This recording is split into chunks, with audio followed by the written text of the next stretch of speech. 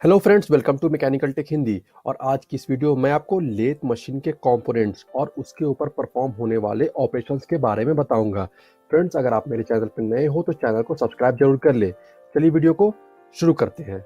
सबसे पहले lathe machine के पार्ट्स की बात करते हैं। सबसे पहला पार्ट है बेड। बेड लेथ मशीन का मेन बॉडी होता है और लेथ मशीन के जितने भी कंपोनेंट्स होते हैं वो बेड के साथ बोल्टेड होते हैं। बेड यूजुअली कास्ट आयरन का बना होता है और कास्ट आयरन का बना होने की वजह से इसका जो कंप्रेसिव स्ट्रेंथ है वो हाई होता है और इसकी लुब्रिकेशन क्वालिटी भी हाई होती है। अब इसे कास्टिंग प्रोसेस से बनाया जाता है और इसे फ्लोर के ऊपर में बोल्टेड किया जाता है, यानी कि फ्लोर के साथ इसे बोल्ट की हेल्प से जोड़ दिया जाता है। नेक्स्ट कंपोनेंट है टूल पोस्ट। तो टूल पोस्ट कैरेज के ऊपर में बोल्टेड होता है और इसे यूज किया जाता है जो कटिंग टूल है उसे होल्ड करने के लिए। अब टूल पोस्ट के ऊपर में टूल होल्डर माउंटेड होता है। तो टूल होल्डर क्या करता है, जो भी लेथ मशीन के ऊपर में ऑपरेशन हो रहा है उसका जो भी कटिंग टूल है उसे ये होल्ड करता है। नेक्स्ट पार्ट है चक।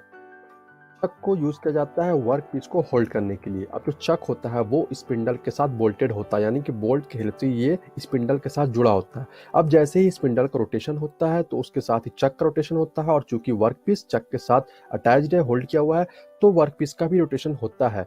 अब मशीन के रिक्वायरमेंट के हिसाब से 3 और 4 जॉ चक का यूज किया जाता है। आप देख सकते हो ये है हमारे पास 3 जॉ चक और ये होता है 4 जॉ चक। नेक्स्ट कंपोनेंट है वो है हेड स्टॉक। अब जो हेड स्टॉक है वो लेथ मशीन का मेन बॉडी पार्ट होता है और ये बेड के लेफ्ट साइड में प्लेस्ड होता है। अब ये बहुत सारे डिवाइसेस जैसे कि गियर चेन, स्पिंडल, ड्राइविंग पुली एक्सेट्रा को होल्ड करने के लिए हेड स्टॉक का यूज किया जाता है। ये भी कास्ट आयरन का बना हुआ होता है। नेक्स्ट कंपोनेंट हमारे पास वो है टेल स्टॉक। तो टेल स्टॉक बेड के ऊपर में सिचुएटेड होता है। अब ये बेड के राइट हैंड साइड में प्लेस्ड होता है और जो टेल स्टॉक का मेन फंक्शन होता है वो होता है कि जब रिक्वायरमेंट होता है उस समय पे ये जॉब को सपोर्ट प्रोवाइड करता है और इसके अलावा जब ड्रिलिंग ऑपरेशन होता है लेथ मशीन के ऊपर में तो उसे परफॉर्म करने के लिए भी टेल स्टॉक का यूज किया जाता है, यानी कि ड्रिल बिट को टेल स्टॉक के ऊपर में ही माउंट किया जाता है। नेक्स्ट हमारे पास वो है लीड स्क्रू। अब लीड स्क्रू बेड के बॉटम साइड में सिचुएटेड होता है और इसे यूज किया जाता है ऑटोमेटिकली कैरेज को मूव करने के लिए। जब भी थ्रेड कटिंग का ऑपरेशन कराना होता है लेथ मशीन में उस समय पे लीड स्क्रू काम में आता है और ये कैरेज को ऑटोमेटिकली मूव कराता है। नेक्स्ट कंपोनेंट है लेग्स। तो लेग्स के ऊपर में मशीन का जितना भी लोड है वो लेग्स कैरी करता है। अब इसे फ्लोर के साथ बोल्टेड किया जाता है। फ्लोर के साथ इसलिए बोल्ट के से जोड़ा जाता है क्योंकि जब भी मशीन का ऑपरेशन हो तो लेथ मशीन बहुत ज्यादा वाइब्रेट करता है, तो इस वाइब्रेशन को रोकने के लिए लेग्स को फ्लोर के साथ बोल्टेड किया जाता है। नेक्स्ट पार्ट है कैरेज। तो कैरेज हेड स्टॉक और टेल स्टॉक के बीच में सिचुएटेड होता है। ये टूल पोस्ट को होल्ड करता है और इसके अलावा ये टूल पोस्ट को बेड के ऊपर में वर्टिकली और हॉरिजॉन्टली मूव कराता है। कैरेज कास्ट आयरन का बना हुआ होता है। नेक्स्ट पार्ट हमारे पास वो है एप्रॉन। तो ये कैरेज के अंदर में सिचुएटेड होता है और ये कैरेज के सारे कंट्रोलिंग और मूविंग मैकेनिज्म को कंसिस्ट करता है। नेक्स्ट कंपोनेंट जो हमारे पास वो है चिप्स पैन। तो चिप्स पैन जो होता है वो बेड के लोअर साइड में प्लेस्ड होता है और लेथ मशीन के ऊपर में जितने भी ऑपरेशन होते हैं उस ऑपरेशन के दौरान वर्क पीस से जितने भी चिप्स रिमूव्ड होते हैं उसे चिप्स पैन कैरी करता है। नेक्स्ट कंपोनेंट हमारे पास वो है स्पिंडल। तो स्पिंडल लेथ मशीन का एक तरह से मेन पार्ट होता है और ये चक को होल्ड करता है और जैसे ही स्पिंडल का रोटेशन होता है तो स्पिंडल के रोटेशन के साथ ही चक का भी रोटेशन होता है, यानी ये चक के रोटेशन में हेल्प करता है।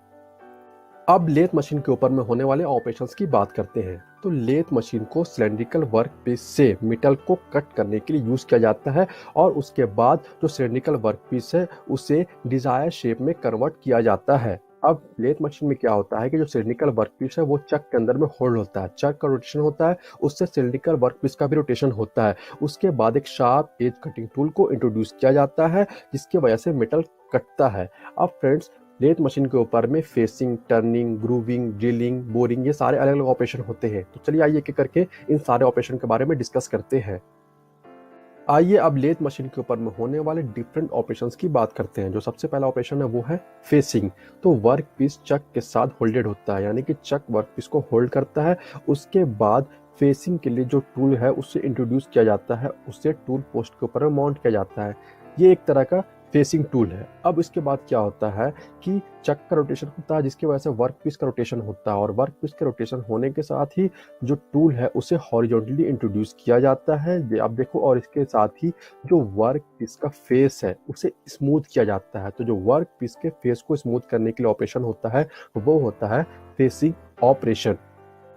लेथ मशीन के ऊपर होने वाला जो अगला ऑपरेशन है वो है टर्निंग ऑपरेशन। तो सेम इसमें भी वर्क पीस हमारा चक के साथ अटैच होता है, और उसके बाद यहाँ पे जो टर्निंग के लिए जो कटिंग टूल है उसे इंट्रोड्यूस किया जाता है। यहाँ पे मैंने आपको कुछ टर्निंग के जो टूल्स हैं उससे दिखा रखा है। तो अब क्या होता है कि जो हमारा टर्निंग का टूल है उससे टूल पोस्ट जो होता है उसके ऊपर में स्लाइड किया जाता है हॉरिजॉन्टली, यानी इसका हॉरिजॉन्टली मूवमेंट होता है। और टर्निंग प्रोसेस में क्या होता है कि जो हमारा वर्क पीस है उसका जो डाया है, उसका जो अपर सरफेस है, उसके डाया को कम किया जाता है, और उसके साथ ही जो हमारा वर्क पीस है उसे स्मूथ किया जाता है उसके सरफेस को। आप जैसे इस इमेज में देख रहे हो कि जो हमारा डाया है वो कम हो रहा है वर्क पीस का। इसके अलावा आप इस इमेज में देख सकते हो कि जो स्टेप बाय स्टेप भी इसे इसके फेस को कम किया जाता है, आउटर सरफेस जो होता है।